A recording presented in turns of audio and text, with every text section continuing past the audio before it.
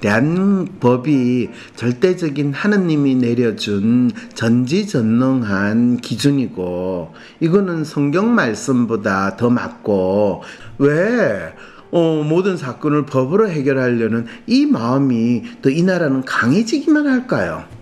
아니 하나님도 못하는 거를 법이 기대해 준다라는 거는 그거는 사실 법을 가지고 먹고 사는 사람들이 본인들의 존재 이유를 상당히 잘 홍보했고 그거는 목사나 신부나 이런 사람들보다 더 이 홍보하고 국민들을 믿게 하는데 성공했다는 거예요. 마케팅의 승리다. 그렇죠. 마케팅의 승리, 언론 홍보의 승리 이거에 의해서 내가 하나님 부처님도 못 믿겠고 한데 네. 이제는 법은 믿으면 되고 변호사님, 판사님, 검사님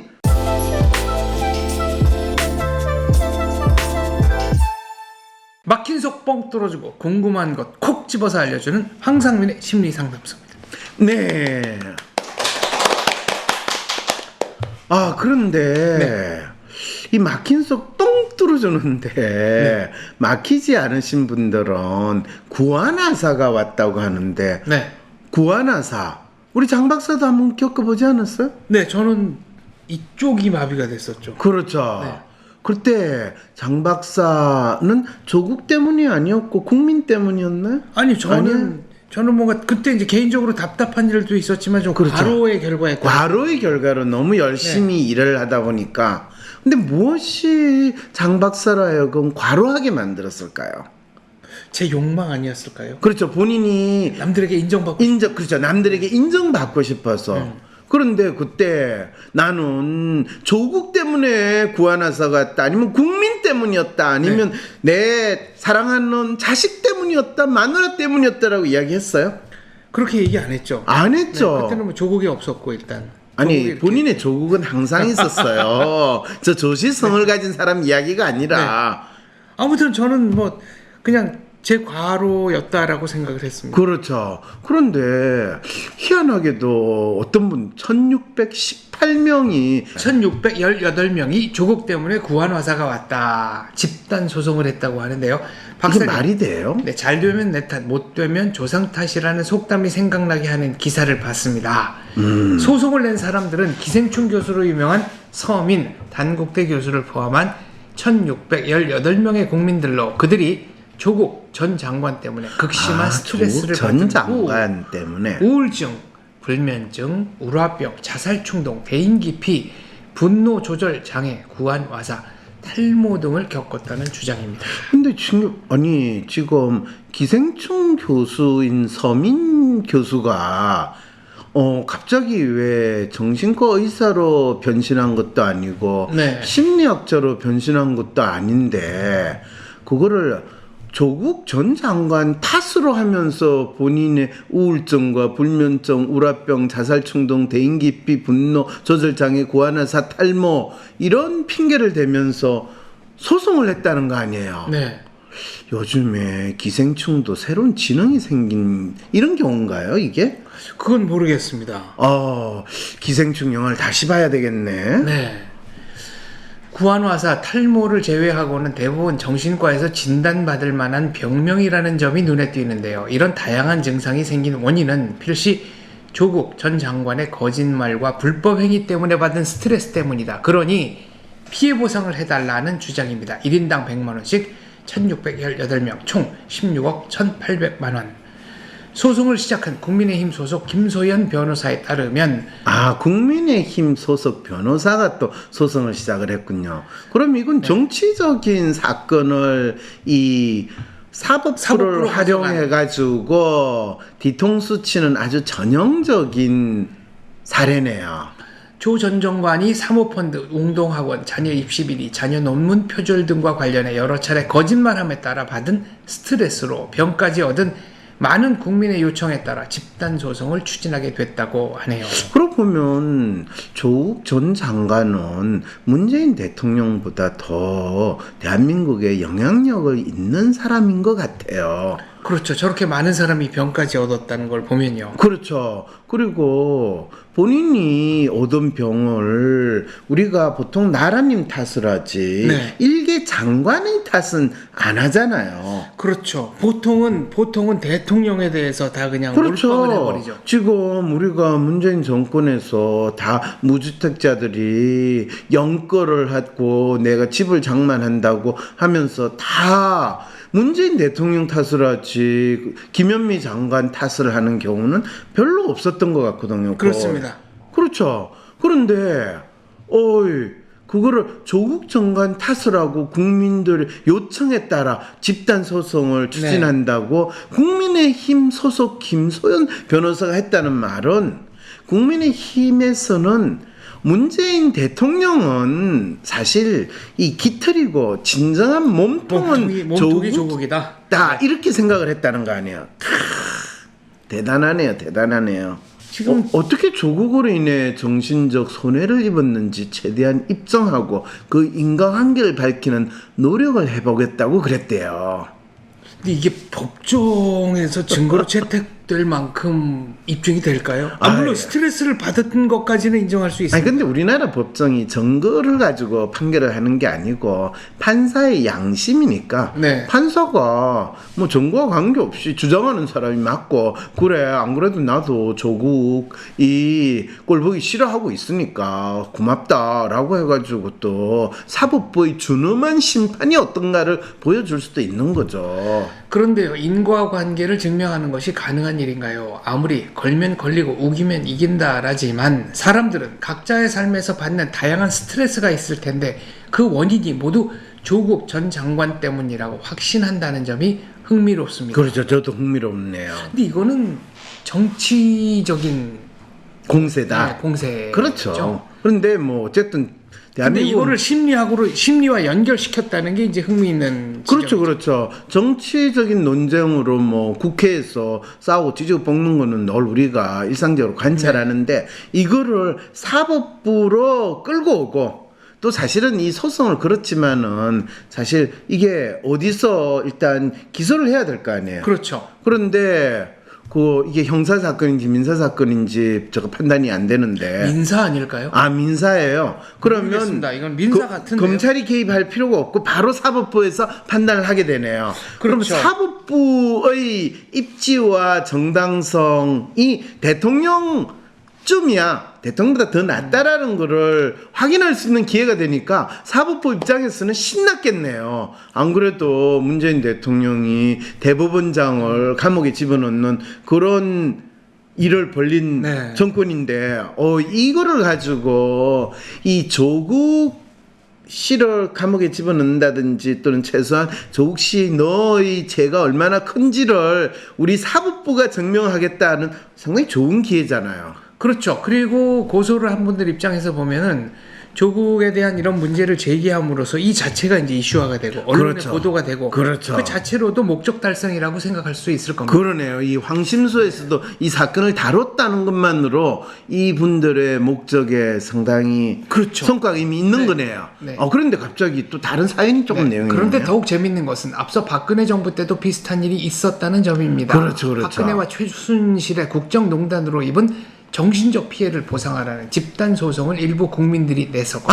그렇군요. 혹시 장 박사도 저기 참여했나요? 아니, 저는 모든 소송에 참여하지 않았습니다. 그렇군요. 그런데 그때 박근혜 씨와 최순실로 인해 가지고 저도 상당히 스트레스를 많이 받고 힘들었는데 저는 소송 참여 안 하셨습니까? 내 소송 너무 많아가지고 저기까지 참가할 만한 여유가 없었네요.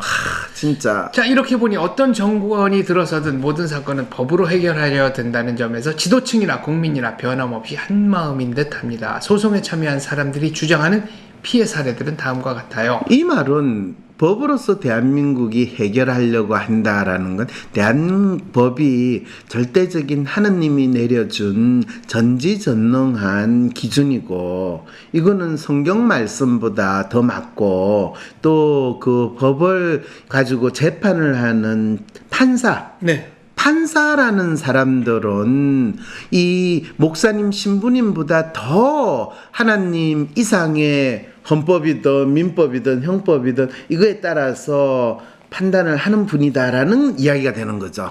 그런 것도 있겠지만 저는 잘못한 사람들, 그러니까 네. 내가 보기에 잘못한 사람들은 감옥에 가거나 돈으로 보상을 하거나 납득할 수 있는 그 피해를 입어야 된다고 생각하는 면도 있다. 근데 사실 지금 우리 사회에서 많은 사람들이 경험하는 거는 저 자식 이 법의 심판을 받았으면 좋겠다라고 믿을 때는 네. 더 법이 보호를 해주고 그렇죠. 또 법을 잘 사기도 하고 네. 하는 게 이 나라에서 일어나는데 왜 모든 사건을 법으로 해결하려는 이 마음이 더 이 나라는 강해지기만 할까요?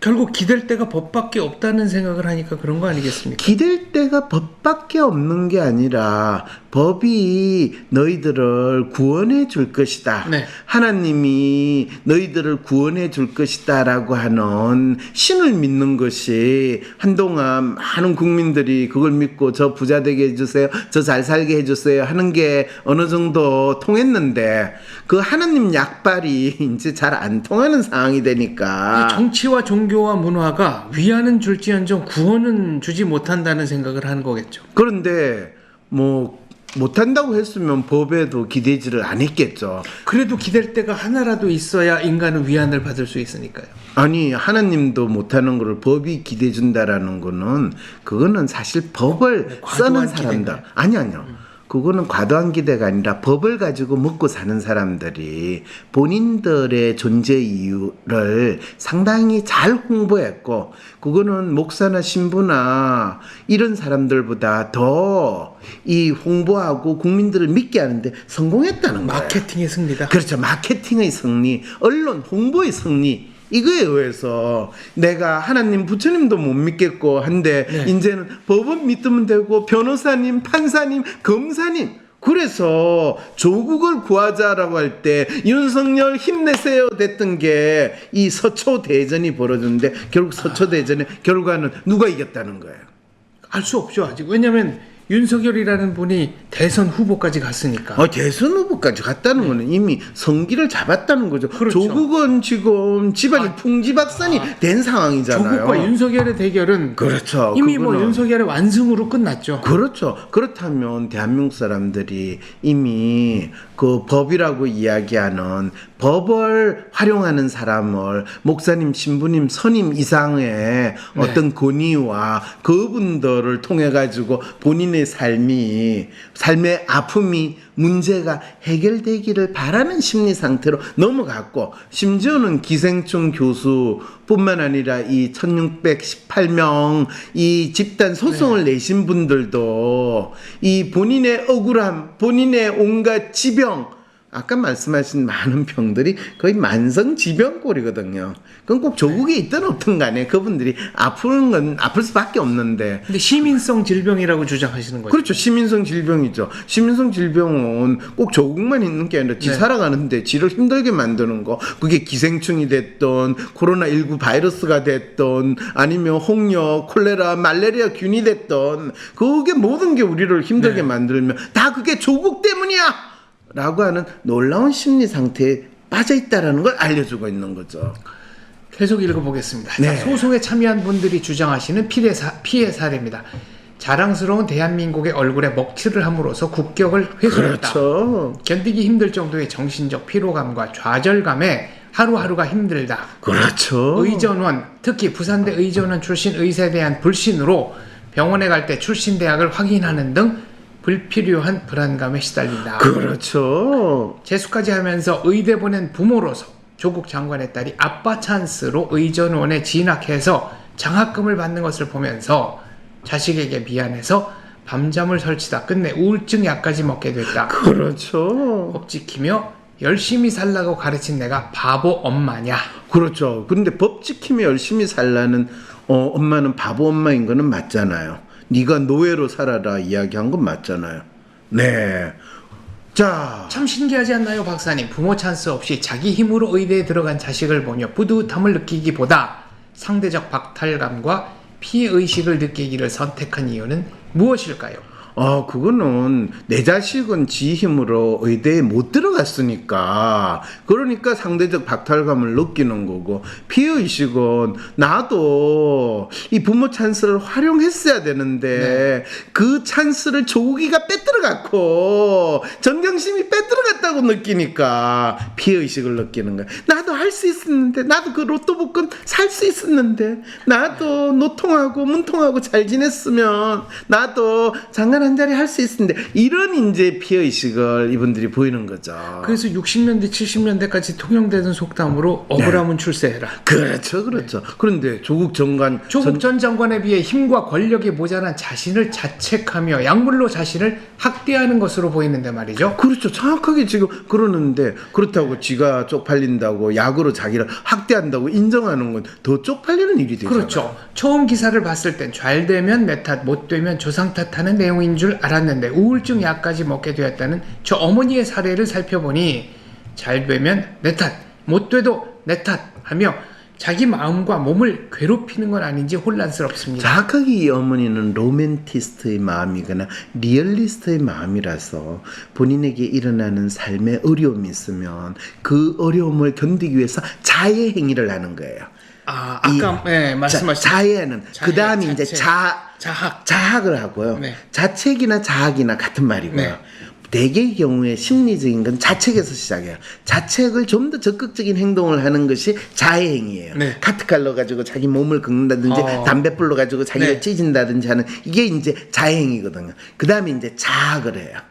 그 다음에 이제 자살로 넘어가는. 그래서 극단적인 경우가 그렇죠. 자살이고요. 그래서 대한민국은 사실 놀랍게도 왜 대한민국 사람들이 자살률이 높은가, 이런 이야기를 하는 건 벌써 자책에서 자해에서 자학에서 자살로 이 행동을 보이는 다양한 사람들의 마음의 아픔이 표현되는 건데, 그거를 정신과 의사들은 나와가지고 우울증 때문입니다, 우울하기 때문에 자살합니다 그러면서 정신과 약을 먹잖아요. 네. 정신과 약을 딱 먹는 순간부터 이 사람의 자살할 위험성은 5배에서 10배로 증가를 해요. 그거에 대해서는 싹 이야기를 하지 않는 놀라운 또 이 신공수를 발휘하는 이 나라에 살고 있는 거죠, 우리는. 네, 법 지키며 열심히 살아봤자 소용없다는 마음도 엿보이고요. 그러게요. 그 마음 이해돼요. TV 드라마들만 봐도 국민들의 이런 욕망을 반영하고 있는 것 같아요. 법으로 해결 못하는 자신의 억울함을 힘을 가진 누군가가 나타나서 대신 해결해 주십사 하는 욕망을 담은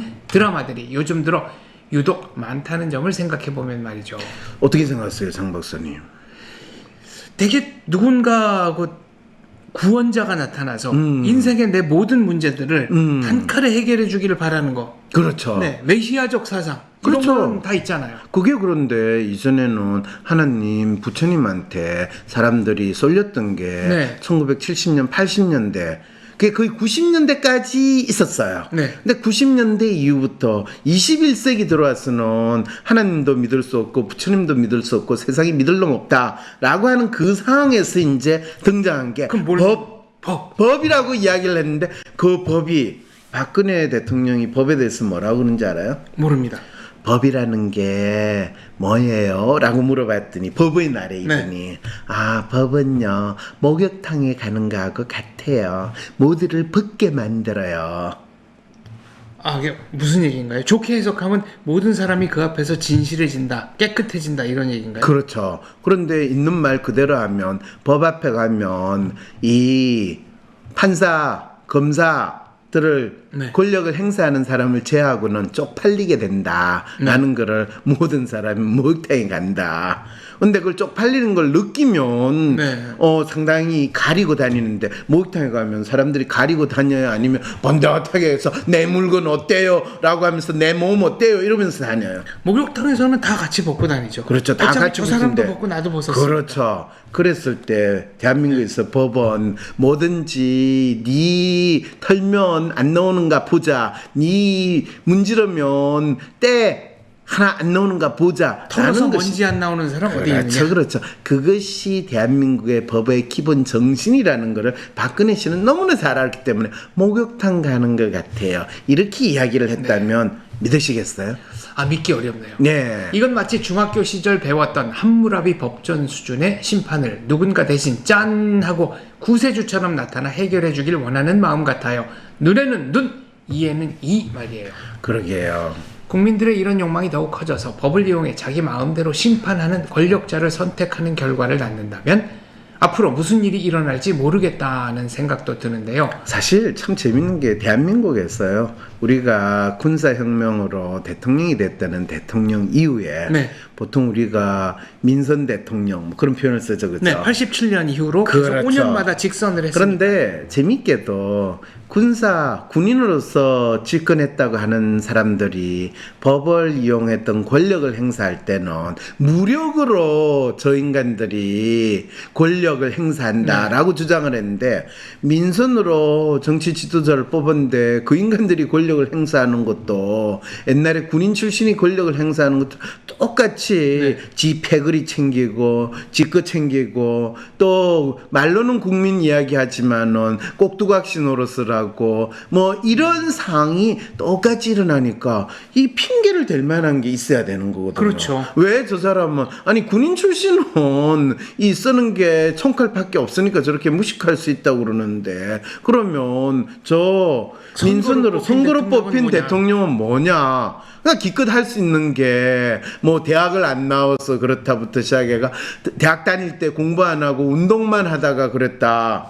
그런데 결국에 어떤 배경을 가졌든지 간에 그분들이 권력을 행사하는 아주 그럴듯한 논리는 법을 이용해 가지고 자기 마음대로 국민을 심판하고 국민을 괴롭힌다라는 이 생각까지는 못하는 거예요. 법은 누구에게 공정해야 됩니다. 우리가 기댈 건 법밖에 없어요. 이런 세뇌를 마치 노예 교육 받듯이 너무 잘 받았으니까 이분 사연 보내신 분은 질문조차 모든 권력자는 법을 이용해 자기 마음대로 국민을 심판하고 그거의 최고의 하수인이 사법부라는 사실을 우리는 누구죠? 그 양모 씨 대법원장을 통해 가지고 너무나 잘 확인하게 되는 이런 상황이 되니까 박사님 이런 현상들이 무엇을 의미하면 앞으로도 어떤 일로 나타날까요?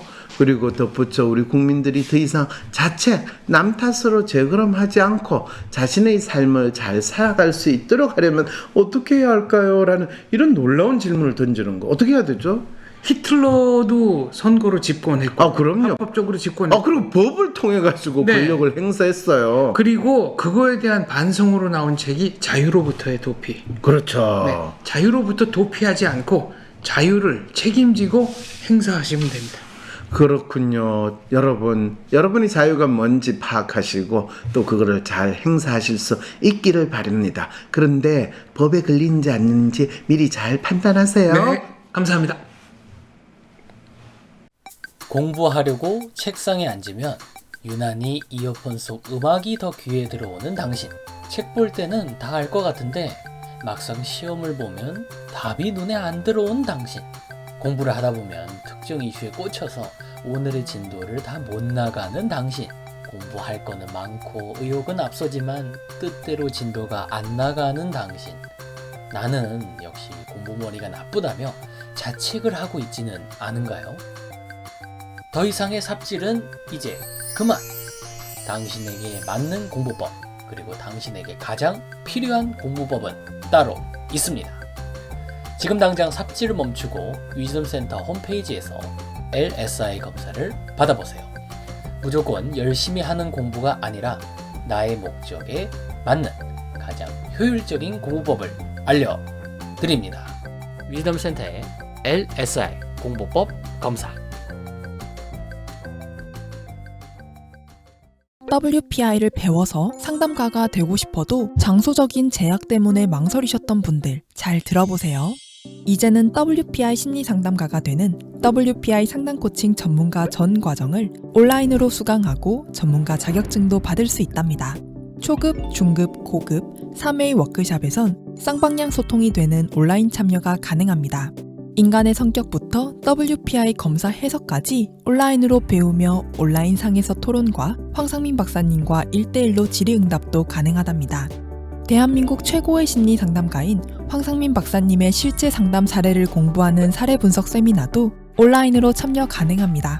듣기만 하는 인간 개념이 아니고 적극적으로 참여할 수 있는 온라인 사례 분석 세미나. 대한민국 최고의 심리 상담가인 황상민 박사님의 실제 상담 사례를 보고 온라인으로 토의하며 통찰력 넘치는 해결책을 제시하는 비법을 배울 수 있습니다.